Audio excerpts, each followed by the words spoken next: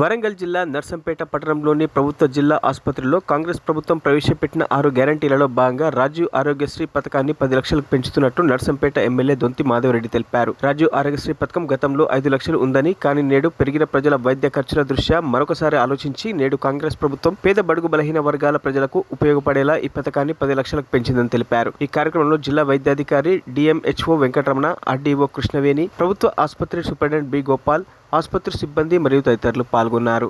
First of all Revanth Reddy గారు చెప్పినటువంటి 6 మేనిఫెస్టోలో 2 అమలు చేయడం జరిగింది. అందులో ఒకటి బస్ ఉచిత ప్రయాణం అని చెప్పారు, అది ప్రారంభించడం జరిగింది.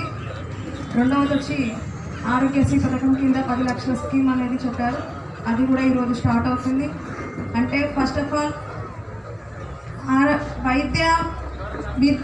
వైద్యం అనేది చాలా ఇంపార్టెంట్. అట్లాంటి దాంట్లో వైద్యం అనేది స్టార్ట్ చేశారు కాబట్టి ఆటోమేటిక్గా అంతా డెవలప్ జరుగుతుంది. అందులో ఒకటి నేనే చెప్పాలంటే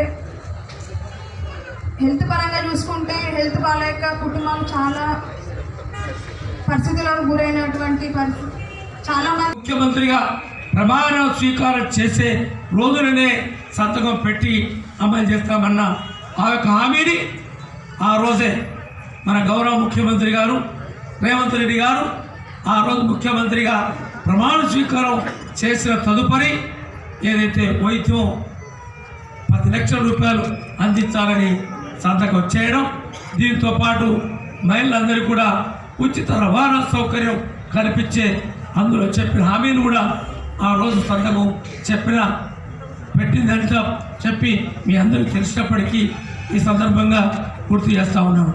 మరి ఈ యొక్క 10 లక్షల రూపాయల విలువ చేసే వైద్యం 126 రోగాలు ఈ బీమార్లకి, అంటే దాదాపు 99% ఈ యొక్క బీమార్లకి వైద్యం కార్పొరేట్ స్థాయిలో అందిస్తూ మన యొక్క ప్రభుత్వ ఆసుపత్రుల్లో కూడా అవకాశం కల్పించి కాకుండా మరిన్ని అప్డేట్స్ కోసం మా ఛానల్ని సబ్స్క్రైబ్ చేయండి.